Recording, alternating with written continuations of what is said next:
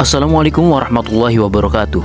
Bertemu lagi dengan saya, Sandi Maksum, di channel Al Maksum. Kali ini saya akan menceritakan tentang Sunan Ampel dan Ampel Denta.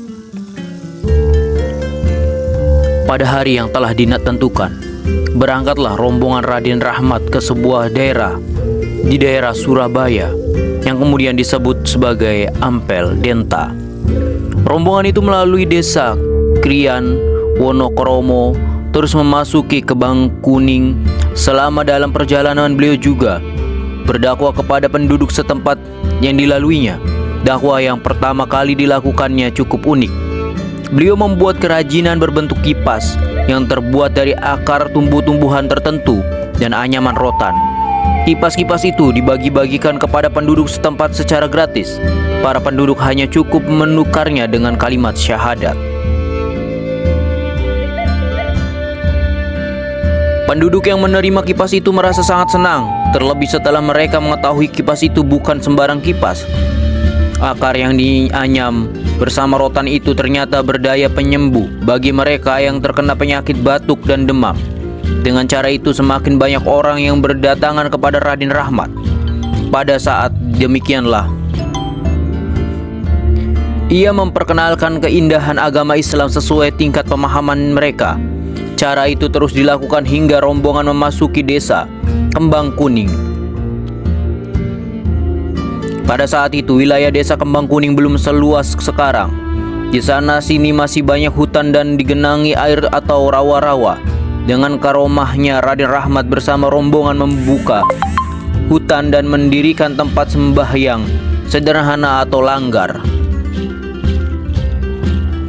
Tempat sembahyang tersebut sekarang telah dirubah menjadi masjid yang cukup besar dan bagus. Dinamakan sesuai dengan nama Raden Rahmat, yaitu Masjid Rahmat Kembang Kuning.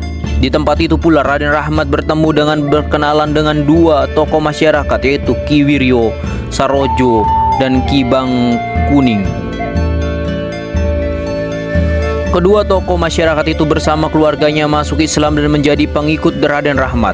Dengan adanya kedua tokoh masyarakat itu, maka semakin mudah bagi Raden Rahmat untuk mengadakan pendekatan kepada masyarakat sekitarnya, terutama kepada masyarakat yang masih memegang teguh adat kepercayaan lama. Beliau tidak langsung melarang mereka, melainkan memberikan pengertian sedikit demi sedikit tentang pentingnya ajaran ketauhidan.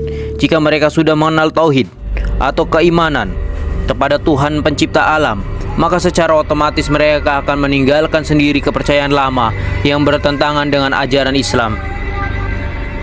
Setelah sampai di tempat tujuan pertama kali yang dilakukannya adalah membangun masjid sebagai pusat kegiatan ibadah. Ini melandani apa yang telah dilakukan Nabi Muhammad SAW saat pertama kali sampai di Madinah. Dan karena beliau menetap di desa Ampel Denta menjadi penguasa daerah tersebut, maka kemudian beliau dikenal sebagai Sunan Ampel. Sunan berasal dari kata susuhunan, artinya yang dijunjung tinggi atau panutan masyarakat setempat.